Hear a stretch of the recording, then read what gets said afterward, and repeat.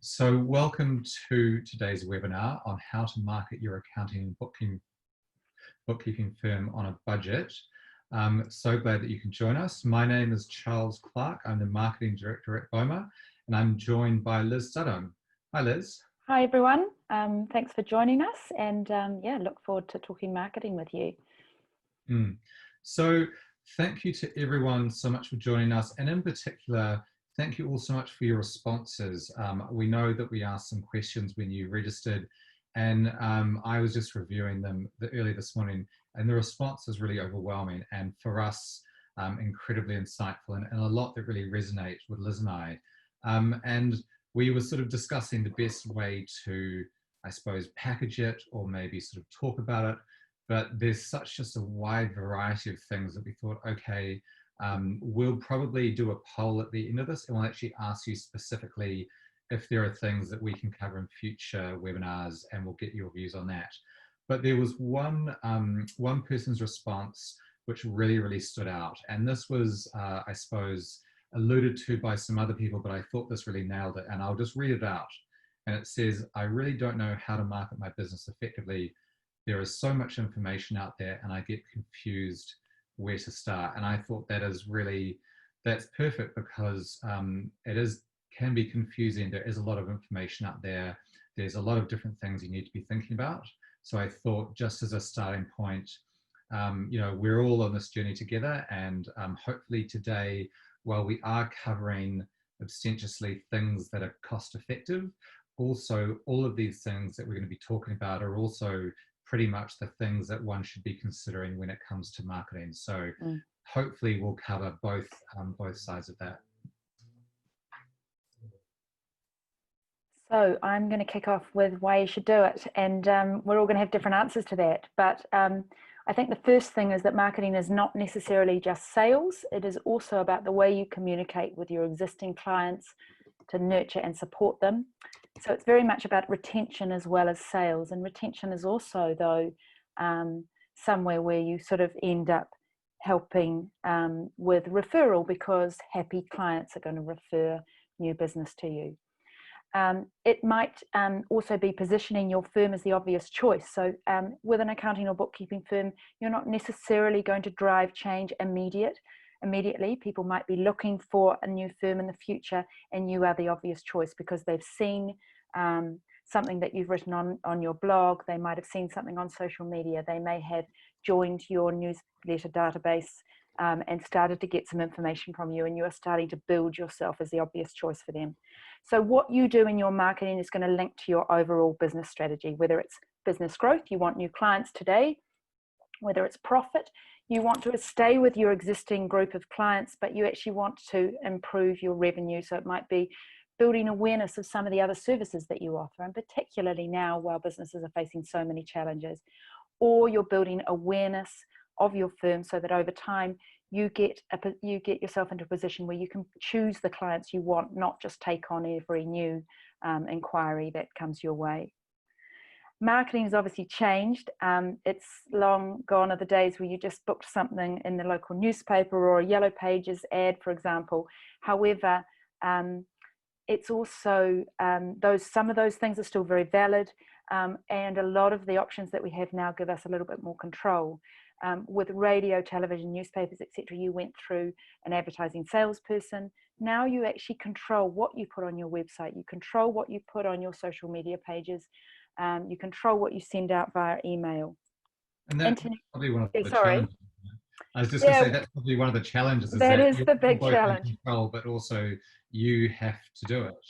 That's true. But, there is also a lot that you can do without significant resource, and using your in-house team. The internet allows you to kind of also overcome those distance barriers. And we're all now working, a lot of us, Charles and I are working from home. We don't necessarily need to go into the office, although we really like doing that actually. You don't have to necessarily have clients that are in your local area, but the internet allows you to overcome those barriers and reach people in a much wider area. And one or two more things, it gives you sort of flexibility to do things quite quickly. It also gives you the ability to analyze what you've done. So if you have started doing something on social media, you can see how people have engaged with that. You can see if you're getting clicks, likes, shares, etc. You can see if people are opening your emails and if they're clicking on the links within them, if there are. So we will go obviously into aspects of marketing. There are some things that will really resonate with you and some things that are not so important, but most of what we're covering today will be things that are really vital for your firm. And as we do go along, if you have any questions, do just pop them into the chat box. We'll try and get to them as we go along, because I'm sure they'll be relevant probably to what we're covering at the time. So this is the one thing I want you to do. It can be a fun exercise. Get your team together if you have a team, or if there are people that are helpful, other colleagues or people that you know that you can sit down and talk to about this. Obviously, with marketing, people say write a marketing plan to begin with.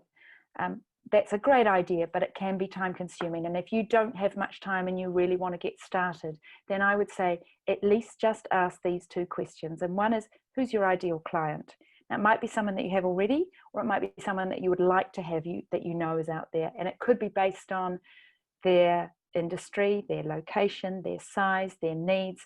Think about all the things that make them an ideal client for you, and then you will know who you're talking to, and that's going to really help you understand the messages that you're going to say and where you're going to say it. And the second question is, why would they choose you over anybody else? So what is the thing that makes you unique? What's your unique selling point, or a single-minded proposition, to use sort of marketing speak?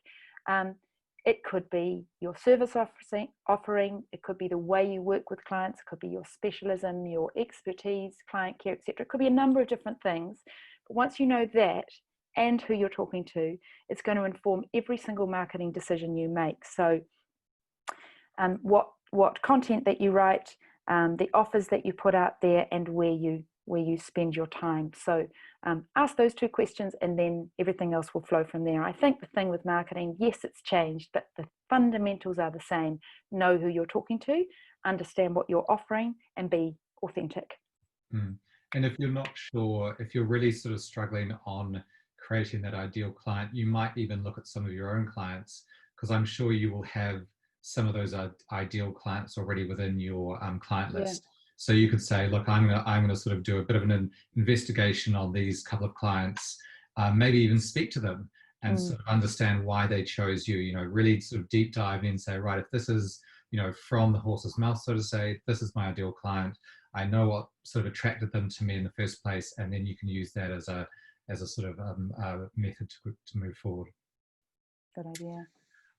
So we thought we'd start, I suppose, in one of the most obvious places, which is your website.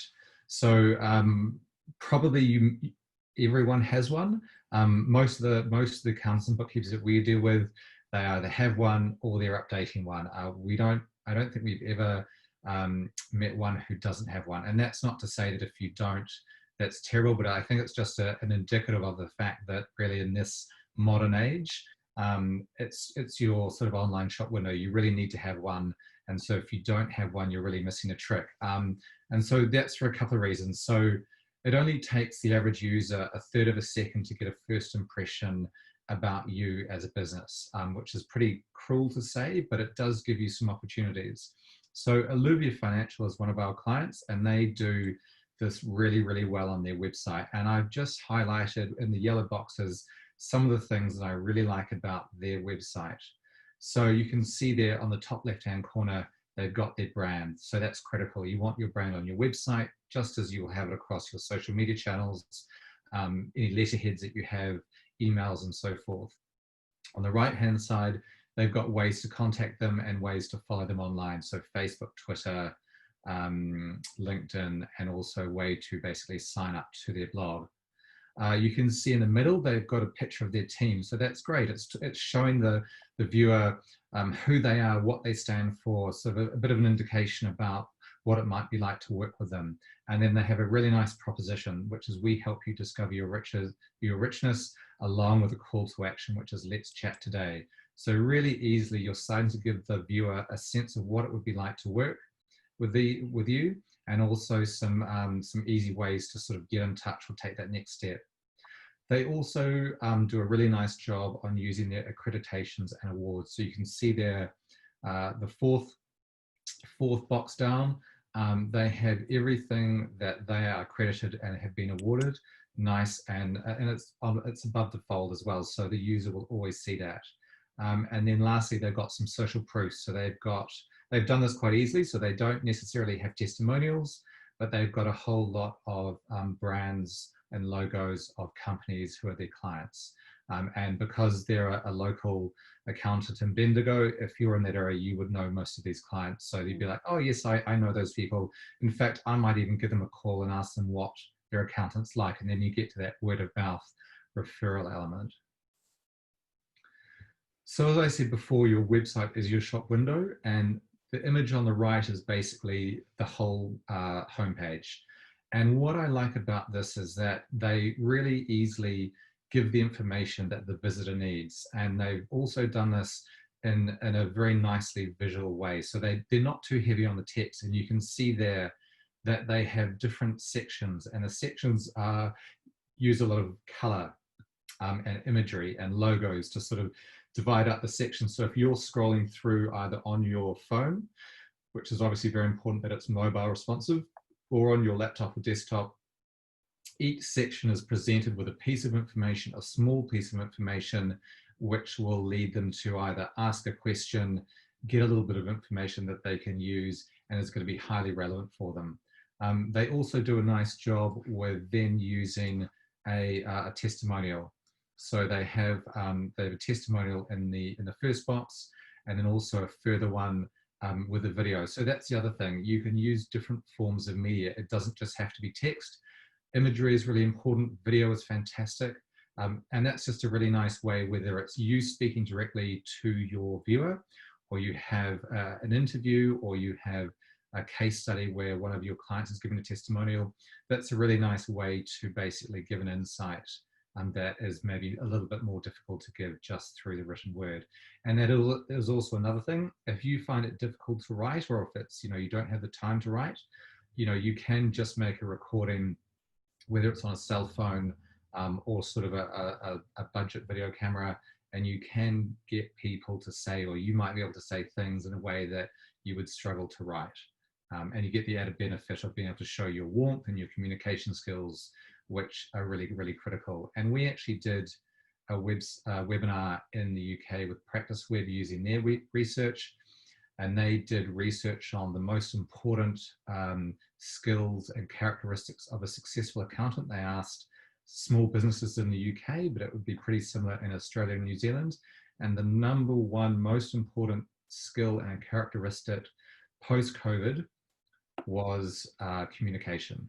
So communication obviously starts on your website, that goes through into obviously emails, social media, and obviously picking up the phone. So lots of different ways. And Linda, it's Alluvia Financial in Bendigo, if you're searching for them. I was going to just go back to that slide, Charles, for a minute on keywords. And I'm sure people are aware of what keywords are, but they're quite a critical thing for your website. So a keyword is the thing that people put into the search bar when they're searching for something online. And in order to provide a good result, the Google bots go out and look for those keywords. And when they find content that has that keywords, they bring back the results for the search engine results page. So keywords are important for your website because you're responding to people's requests for information. So make sure, if you are the accountant or bookkeeper for trade and construction, you're writing content on there in your titles, your blogs, your headers, your metadata, which is the data behind your website people don't see, and using those keywords naturally within the text, and that will help improve your ranking on Google.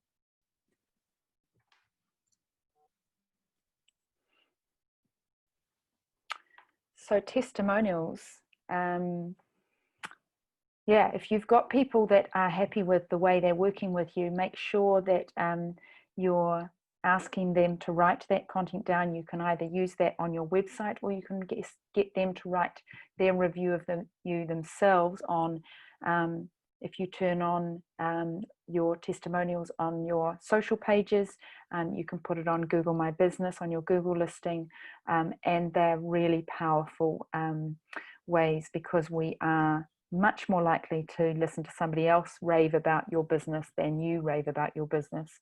So it's a really powerful way to promote your firm.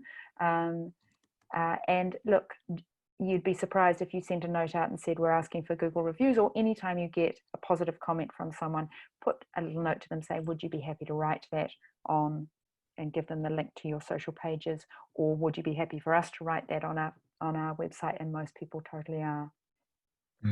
And that's, as you say, using it social proof, and I think we'll cover that in the online directories later on, but having 4 or 5 stars given by a user, people will check you out, they'll look at your website, but they expect social media pages pretty much these days. It's pretty standard for a business where people do their research, and we've found that even if you get a word of mouth referral, 80% of potential clients will look at your website, will look at your social media pages.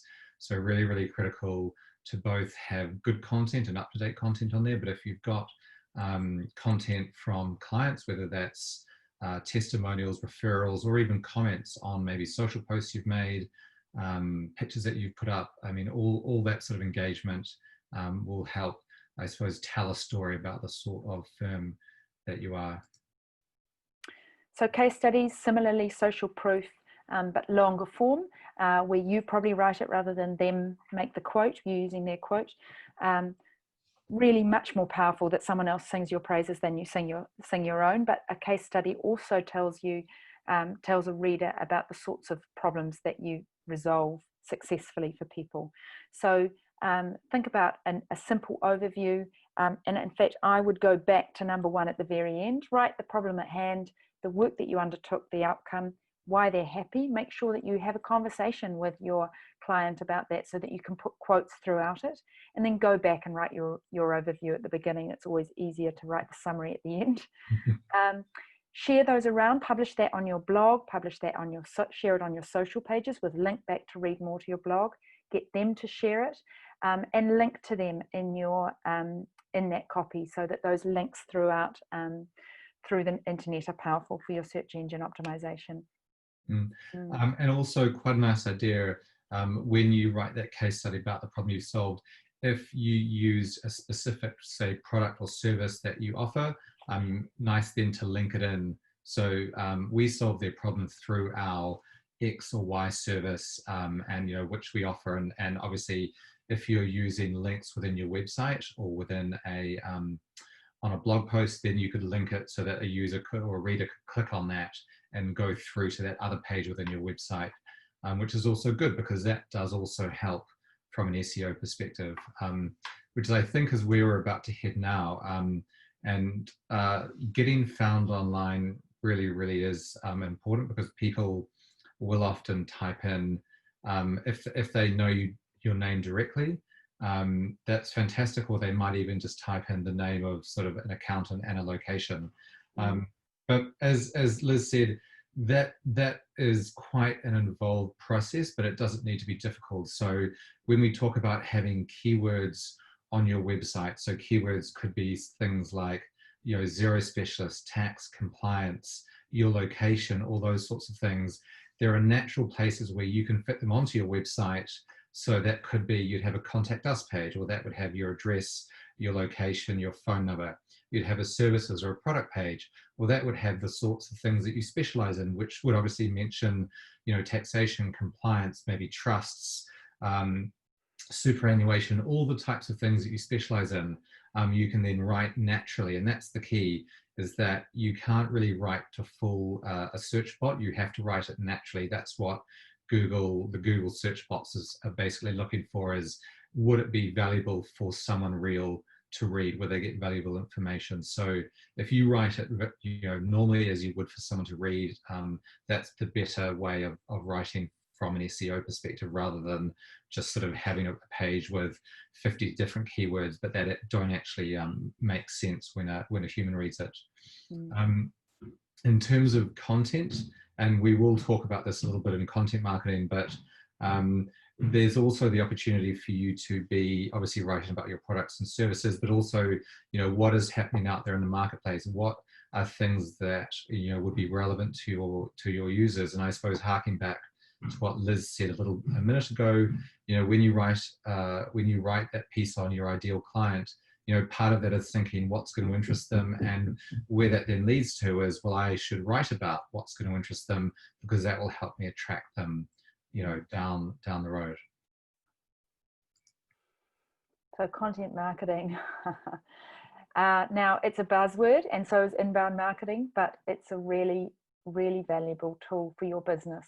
A lot of what we're talking about today is sort of long-term strategy, in that it's a slow play in a way. You can spend a lot of money and get some businesses contacting you tomorrow, but as soon as you stop spending that money, that interest has disappeared. Long-term SEO is about building sort of solid foundations that really help improve your ranking. Content marketing is also often called inbound marketing because it's about attracting people in based on things that interest them. It helps improve your rankings on search. It's giving those Google bots more stuff to look at. It's looking at things that are the links between your site, the stuff that people, the length of time people spend on your site reading, etc. It helps grow your brand and tell your story. It strengthens client relationships because you're often writing about things that are helping them, giving them useful, valuable advice, and increases your referrals when that content is being shared. Now, it includes a gambit of different things, but it's basically about producing regular, interesting, valuable content and giving it away kind of for free, or if not for free, then in exchange for an email address. So that picture down the bottom says, after social media posts, ebooks and white papers. Now podcasts as well could come into there. You could write a small book on tax, or a small book on something relating to one of your specialisms or whatever, and have that hosted on your site, and people download it using a lead capture form, which we can talk about in a minute. And so in return for their email address, in which case you get sort of an interested lead, you can give them that ebook, and that's a really valuable thing for their business. So I think on the next slide we talk a little bit more about content marketing. So I think that the best way to think about it is 80-20 rule. Like most things in life, give first, sell second. So make 80% of that content about them and the challenges they face and the problems they need solving. And in that 20%, you can talk about you and the services that you offer. But you're going to find that people are really interested in content that is about them and the stuff that they need to find solutions for.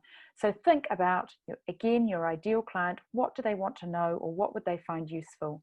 There are a number of ways you can find things out. So for example, if you have a LinkedIn company page, and we are going to talk about social media in a minute, we really recommend that if you're going on social media, you have company pages, and there's a lot of reasons for that, which we'll talk about in a minute.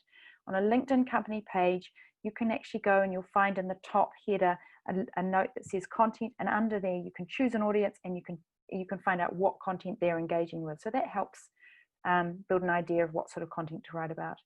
You can focus on your expertise, your niche, your industry specialisms. For example, there might be information out there that's critical at the moment. You know, obviously with COVID restrictions, there's subsidies, all sorts of things that can help businesses at the moment.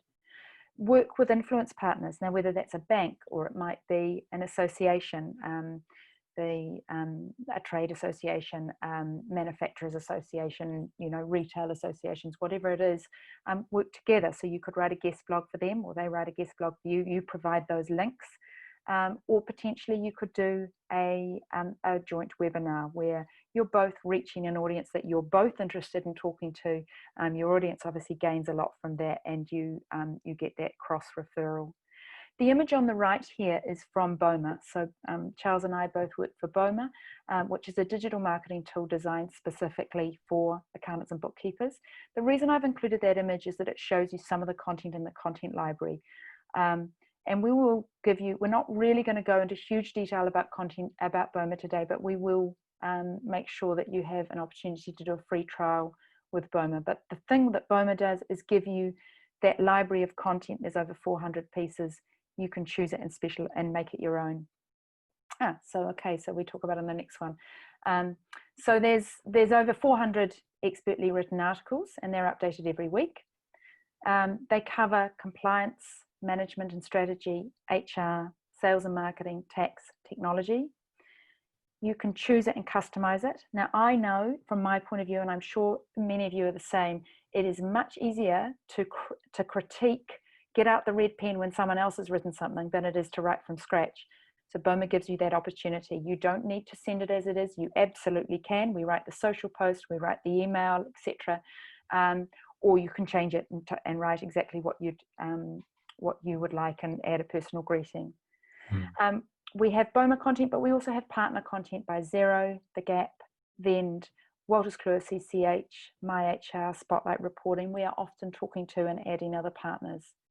It's based on your region. So if you are in Australia, you'd hear about JobKeeper. In New Zealand, you'd hear about the wage subsidy and not the other way around. You can create emails, newsletters, and social posts in minutes. So BOMA, when you connect to BOMA, you link your Facebook, your LinkedIn, your Twitter account, also in fact your Instagram for advertising, and you upload your contacts so that you can email them. So that's just a really in a nutshell what BOMA is. But we also have lead capture forms, so you create a form where you can ask people's name and email address for downloading things or registering for a webinar, for example, and signing up for a newsletter. Yeah, because one of the things about content is that it enables you to, I suppose, position whether it's yourself personally or your firm as a thought leader. And I know that thought leadership is another one of those buzzwords which is bandied around, and many of you think of thought leaders as only sort of the most notable people in your sort of an industry. So Steve Vamos, from Xero, we all know he's he's a thought leader. He's also the head of a big company, but that doesn't mean that in your individual situations you can't be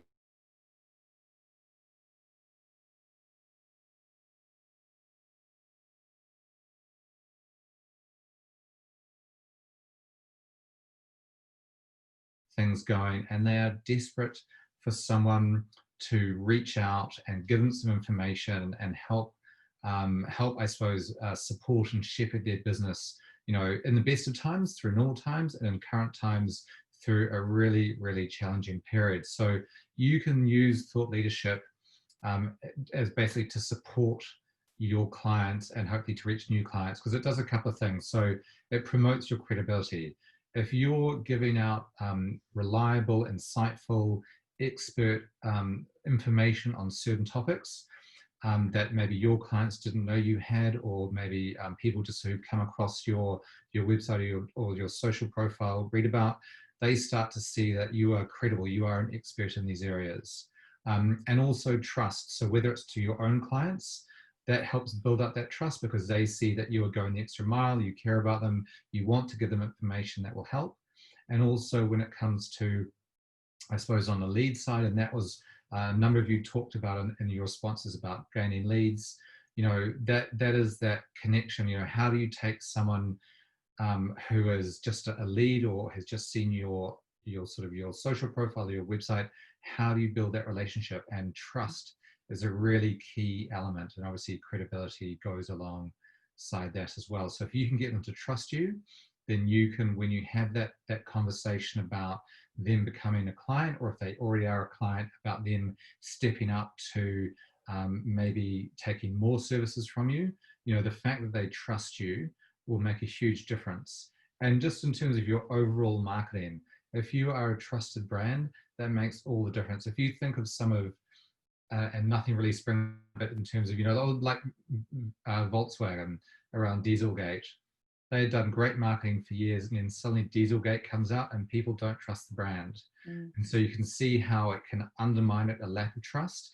And so vice versa, if people trust your brand, then it's as equally as powerful in a positive way in terms of, how impactful and effective all your other marketing actions are.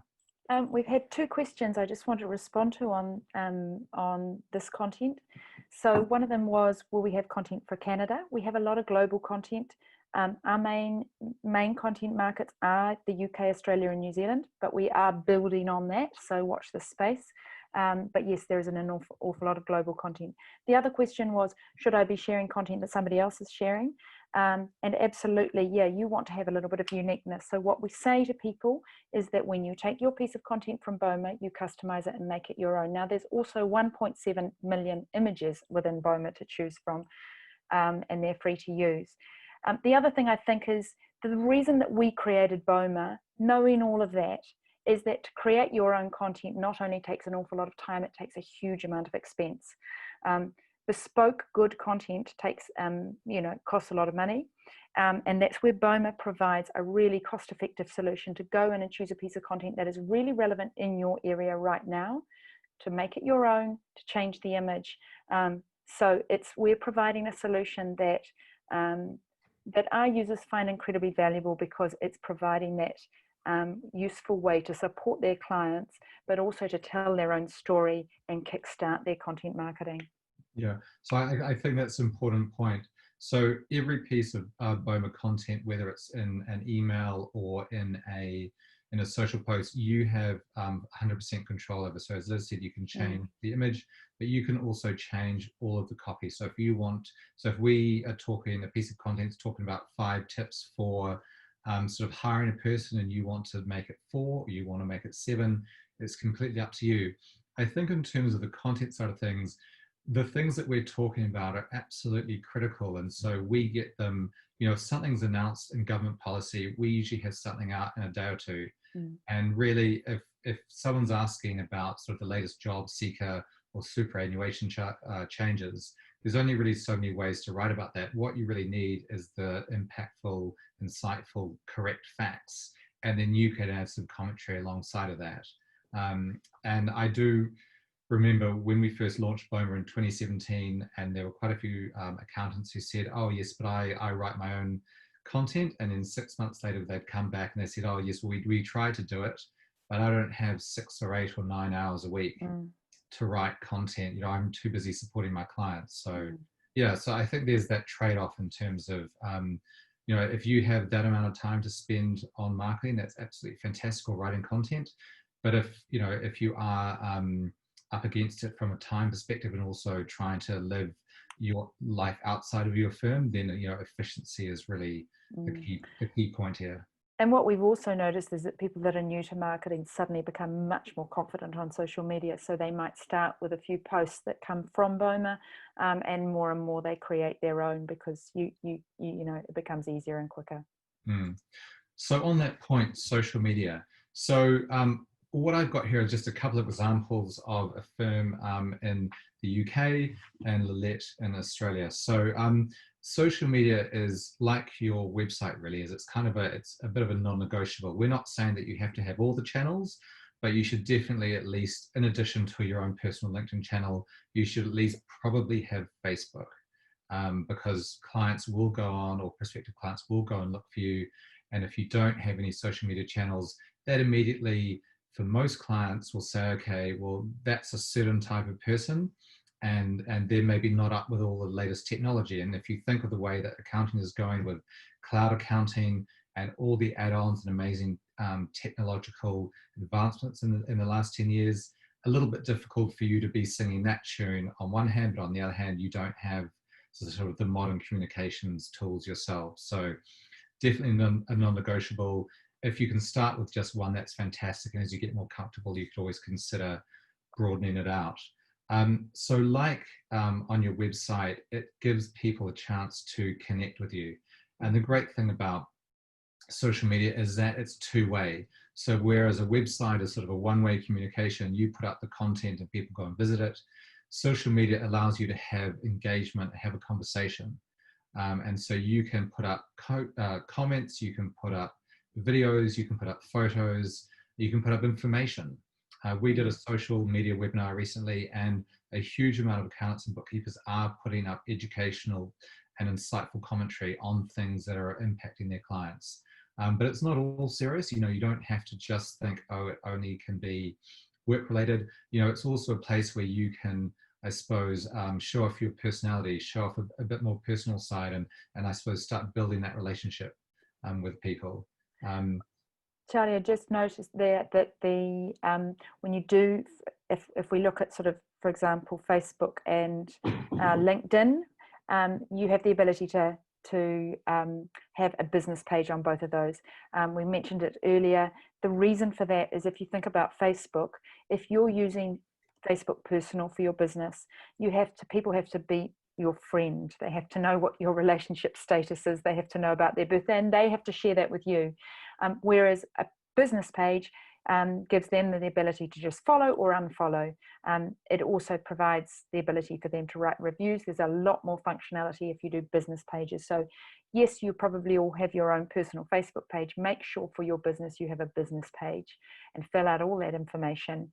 And likewise for LinkedIn as well as Facebook, because you will find the functionality on there and the functionality to advertise. You won't have that on just a plain personal page. Yeah, and that's a really good point.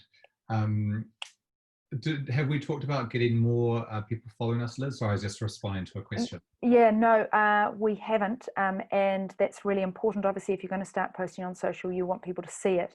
The more people that you have on there, and then when they engage, the more likely it obviously works like a web. We have got a blog post on that actually for more detail on our BOMA marketing website, but start with the people that you know, invite them, also your colleagues or staff, and make sure that you are also acting as your page on those social media platforms. So when you go into Facebook and you look at someone's post, you can actually use the drop down and act as your page when you comment. So your page starts gaining traction as a name out on those social platforms. So there are lots of different things you can do. I recommend that you do. I think it's called Grow Your Fans and Followers on Facebook, and there'll be, I think there's a similar one for LinkedIn on a blog on our BOMA marketing website under resources that will tell you how to grow those, because obviously that's a really fundamental thing. Once you've got an audience, a small audience, you can start growing that. And the point here is that obviously, why do you have a social media page? It's also ultimately to drive leads and traffic to your website, which you can then hopefully convert and to grow your business. So Liz talked earlier about sort of in terms of content marketing, putting out pieces of content, research. You can do this again on social media, and again, it can link back to your website as well. So you can either capture the lead page, you can capture those leads if you have it gated, or you can have it open so that they can just land on your website and read it. So some tips on social media. So I think the clue is in the name social. So it is social, and don't sort of in a rush of blood start up a sort of a Facebook page and then neglect it. The point is that there is, you have to be active to a small extent.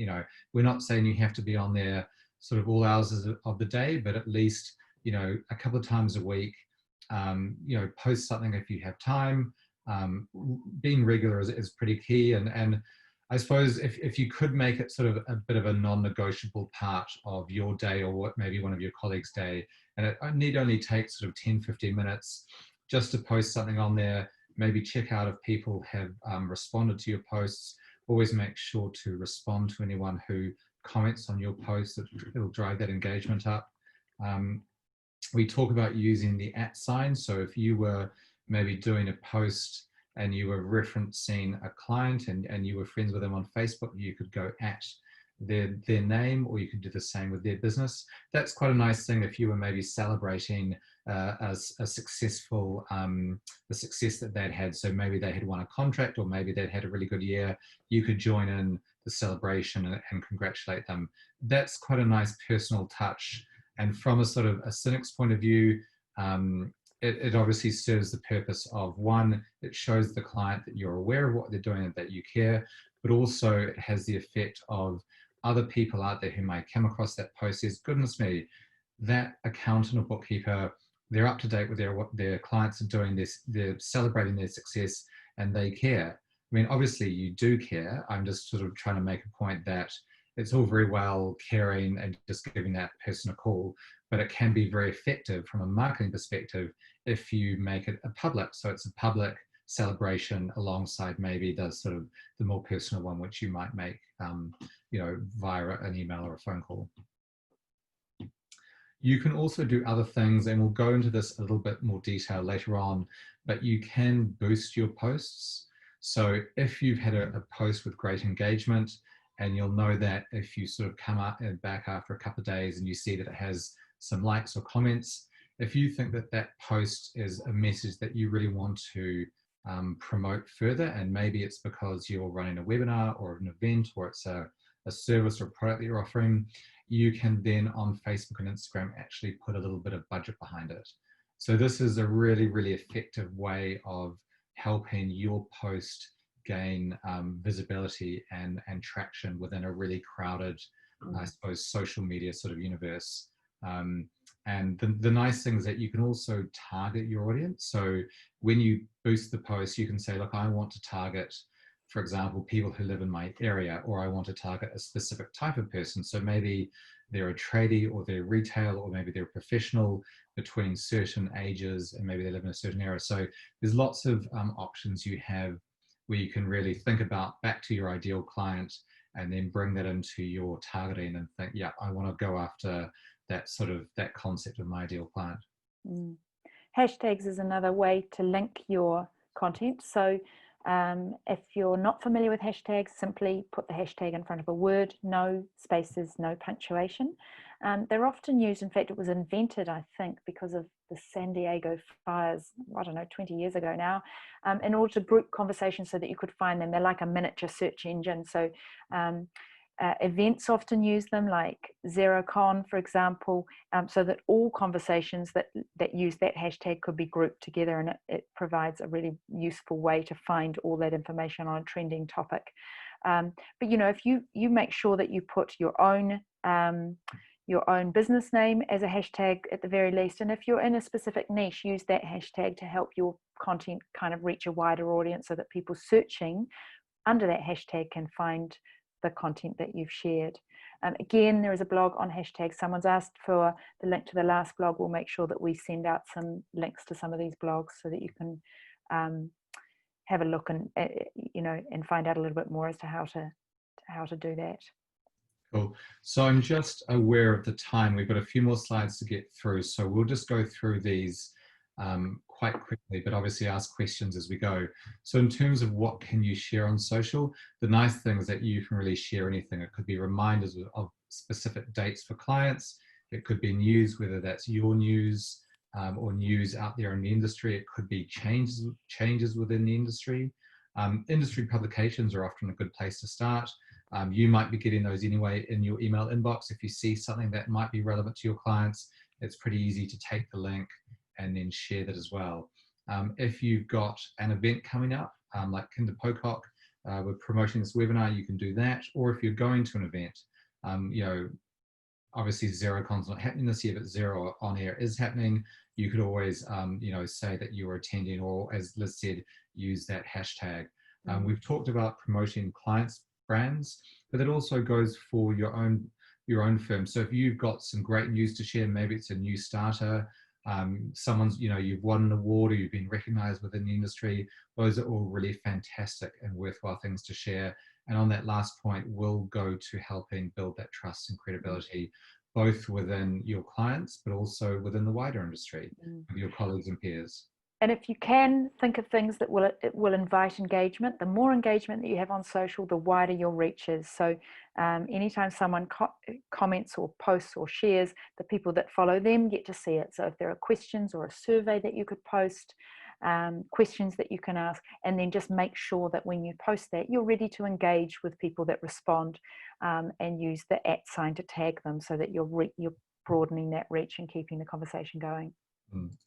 So getting on to emails and newsletters. So obviously we love these because emails are free, and you can do them, as often as you like. Obviously, accepting that you don't want to necessarily bombard your client list. But there's a couple of ways that you can get started. And in terms of getting started, if you're not sure who you could be sending your emails to, if you're thinking, goodness me, I don't have a database, well, you could start with your client list, because you definitely will have clients, and you could think about them.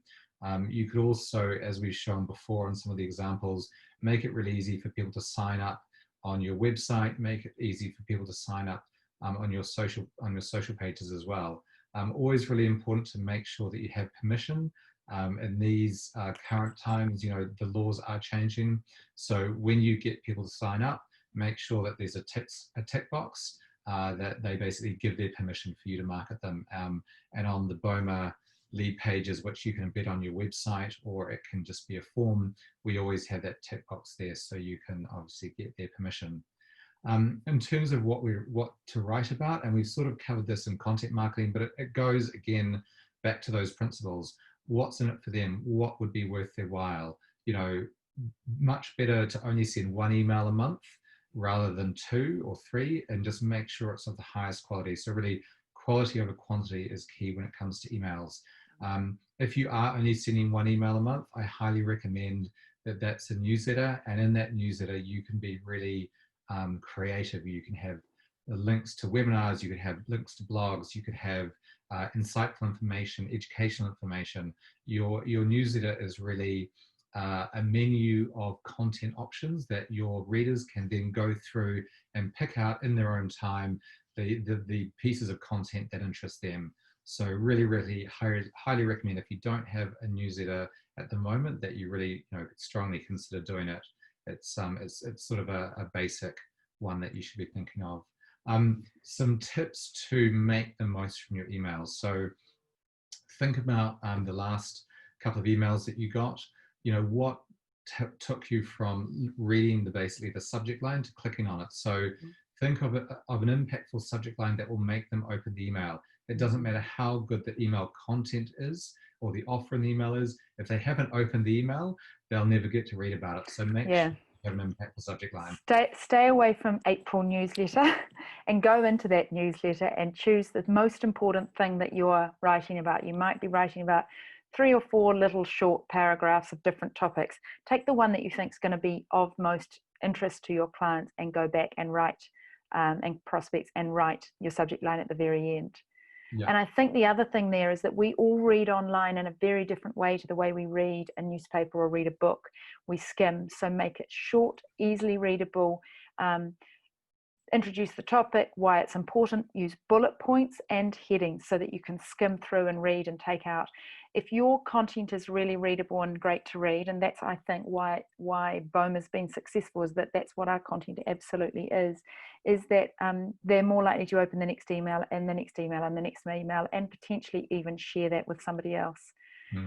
Including your personality is really important.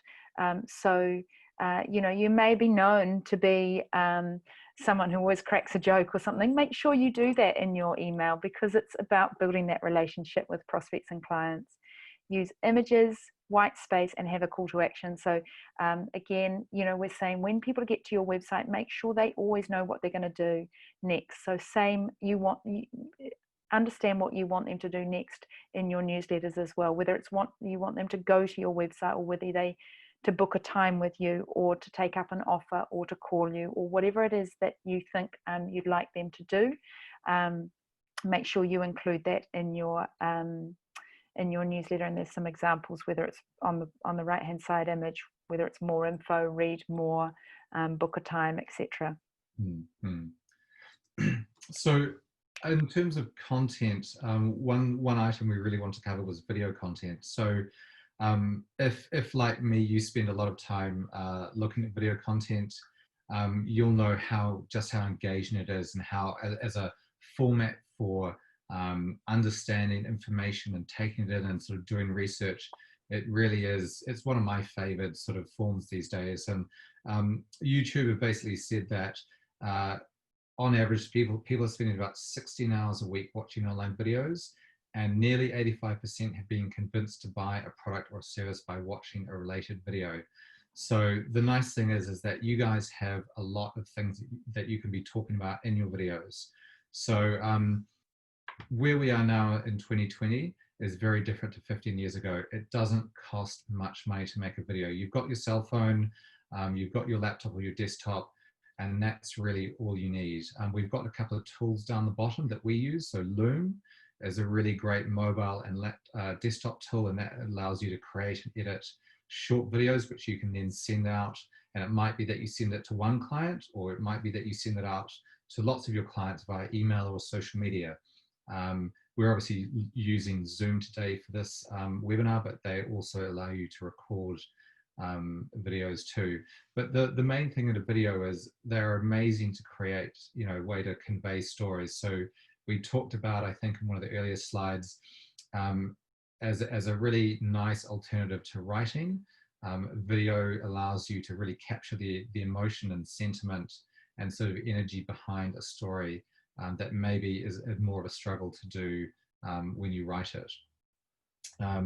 So, you know, so in terms of video ideas, so it could be, you know, you could be announcing something that's happened in an industry. You might be announcing a new hire or that you've won an award. Training videos are fantastic. So you guys have so many things that you could talk about in terms of training up your clients, you know, whether it's on Xero or, you know, doing accounts or cash flow or basically so many things that, again, are simple for you, but for your clients will be super, super valuable. They don't need to be long, do they? You could do, you know, honestly, a 4-minute or less than segment where you say, you know, if this is my one tip of the day or one tip of the week. There is so much knowledge in the bookkeeping and accounting community that you take for granted, but that your clients, you may think is common sense and quite you know, well known, but that on a specific day your clients and prospects are just like, it's an aha moment for them. You know, it might just be even some of those complicated accounting concepts explained. What's the difference between cash versus accrual accounting in a nutshell? Or, you know, you could create a series based on some of that stuff that helps demystify accounting and bookkeeping for businesses or clients. Yeah, I mean, a series is a great idea. Then they can live on your website, they can live on your social channels.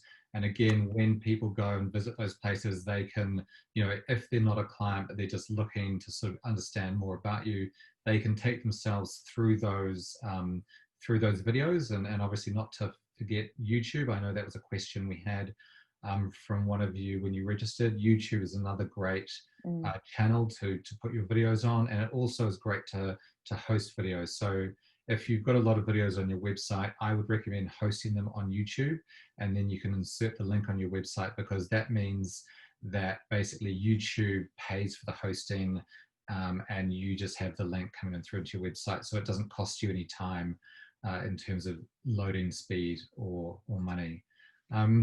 So how to stage, and we put the online in brackets because, you know, obviously, pre-COVID, we'd be saying how to host just an event.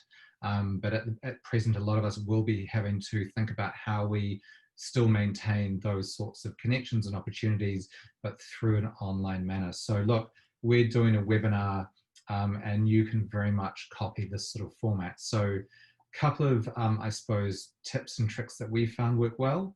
So timing.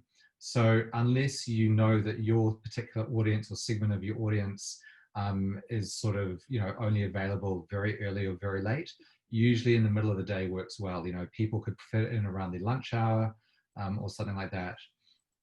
Again, earlier in the week is slightly better. So Monday, Tuesday, Wednesday is all good. People, we found, seem to start tuning out and thinking about the weekend later in the week. Numbers, it's a great way to basically reach a lot of people. So if you think maybe a year ago, if you had something to announce, you might send a couple of emails or ring people or have sort of coffees with them. Obviously, that's not possible these days for that social distancing purposes, but also just in terms of sheer time.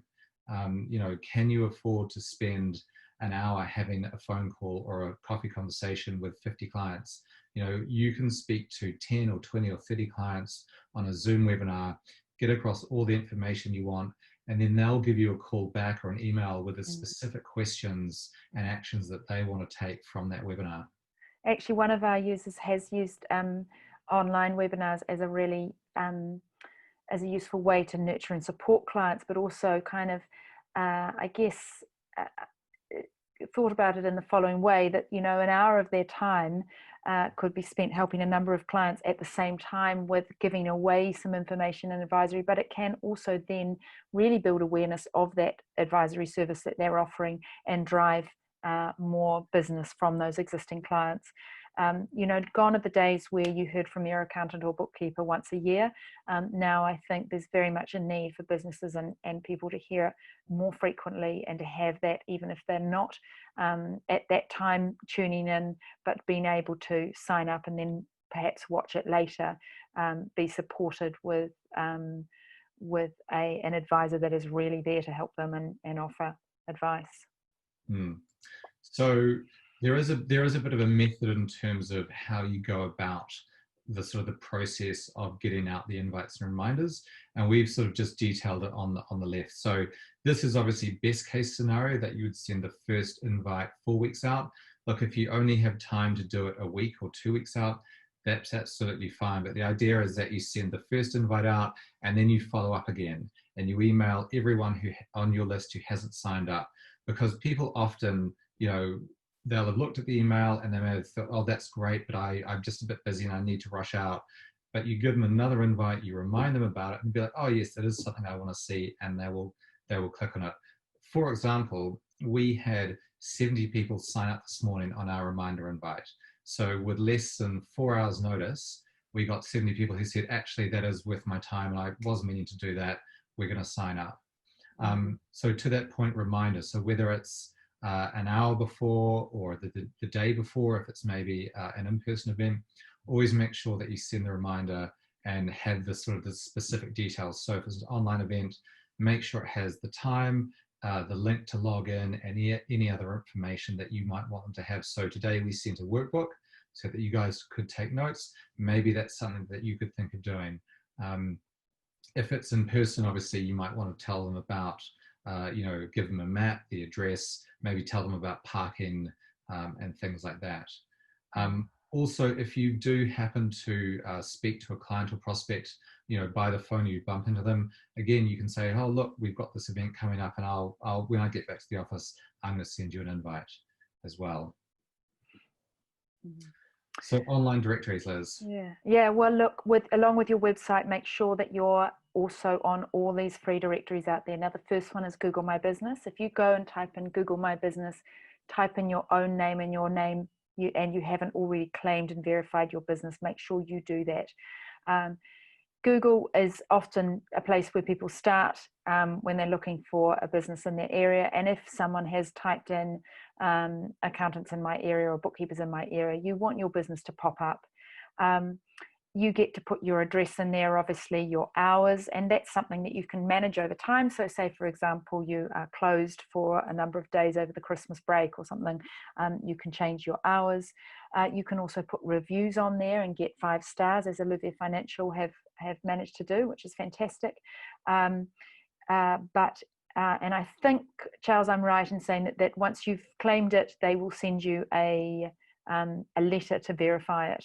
That's still the case, but whatever, you go on there, claim your listing. Now, Google's not the only place, of course. If you're a Xero partner, you should make sure that you're in the Xero advisor directory, because people can actually go onto Xero, businesses that are using Xero, and find an advisor there. If you're a member of one of the industry groups like Chartered Accountants Australia, New Zealand, CPA, etc., or industry associations, Chamber of Commerce, manufacturers, all those, you know, or specific industry associations that you have connections with. Think about the directories where people might go, and it obviously all helps to sort of broaden awareness of your firm, and also, I guess, gives you a bit of credibility when you're listed on these other directories. Yeah, and again, just harking back to that social proof element, nothing is as powerful as seeing someone else who's rated a business highly. That just gives people the feeling that they can take that step and give you a call, because, you know, from what they have seen in terms of other people's experiences, they're going to be looked after as well. So really, really important. So we put this one on the end. And I think the reason we've included this is because obviously advertising online does cost money. So we're talking about AdWords, Facebook ads, LinkedIn, display ads, things like that. But done right, it can be cost effective, and you don't need to spend a huge amount of money. So you can see an example on the right hand side. So I just put in accountant in Manly, so Manly in Sydney, and up came 3 ads with 3 people, 3 accountants in there, and obviously you can see down the bottom there's the map sort of showing them all. So the nice thing is that even with a small budget, so I'm talking, you know, a couple of $100 a month, you can do AdWords as a place to start. But because advertising online is all trackable, you can know exactly what your ROI is. So you can know if you have the right tracking links. So you can speak to your webmaster about that. If you're looking for, you know, what pixels you should have or UTM parameters, make sure you have those in there. But you can say, okay, well, I spent $100. How many people came through to my website? How many people clicked on a link and maybe came through and downloaded a lead, sort of a lead capture form to get access to a piece of valuable content.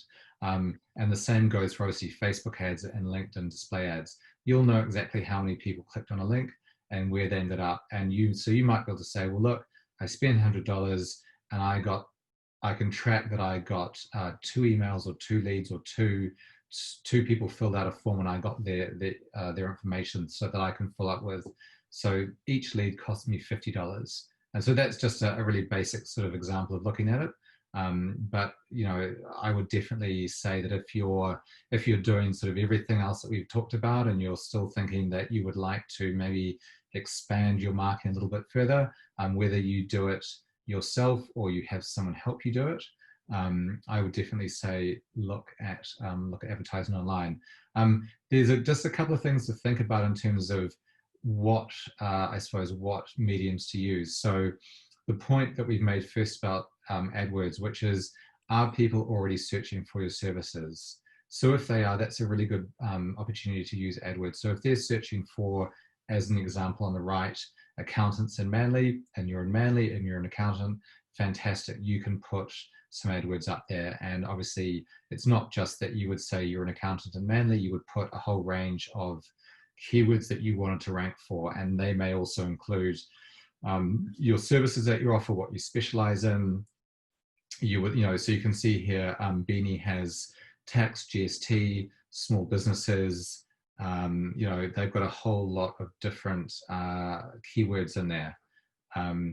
If you're looking to target people who may not be looking specifically for your services, but are looking for, you know, general accounting or bookkeeping services, then it's quite a good idea to use more of a display channel, so such as Facebook ads or LinkedIn or sort of the display networks.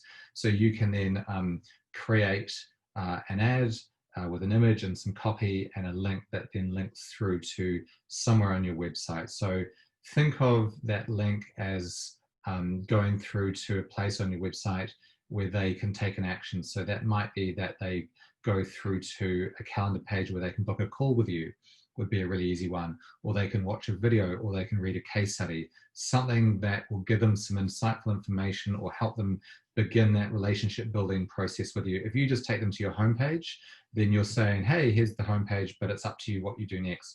Make it really easy for them to take the next step. You know, say, here's this case study, you should read this case study, or here's a video, or give me a call, you know, let's book a time to chat. So just be really, really straightforward, clear calls to action, and make it obvious what you're asking them to do. So look, we're just about to finish up, and I just wanted to launch this poll. Just if you have time, just in the last minute or two, if there's any topics that you'd like us to cover in future webinars, we'd love it if you could cast your vote. It won't take more than just a couple of seconds. If you see a topic there that we haven't mentioned, please do just put it, just type it directly into the comment section if we haven't seen it, if you don't see it in there, and we will tally the results and then put that into our webinar calendar for the coming months. And likewise, there were a couple of questions about BOMA. We will send out a link so that you can do your own free trial. If you are interested in looking at a demo before you do that, you can book a demo with us. And if there are a number of you that do want to do that, we could actually run it as a group demo so that you're on together. So again, in the content section, comment section, would that be the place to put it, Charlie, that you're interested in a demo, a group demo, put group demo, and we'll make sure that we send something out with a link so that we can bring you back on for a short demo, and we'll run through what the product offers. Yeah. Brilliant. So thanks so much, everyone. We know we've gone a few minutes over time. Really, really appreciate your attendance, your questions, your interactions. Just leaves me to thank Liz so much for her time. Thanks, Liz. Thank you. Nice to be involved. Thanks so much, everyone. See you next time.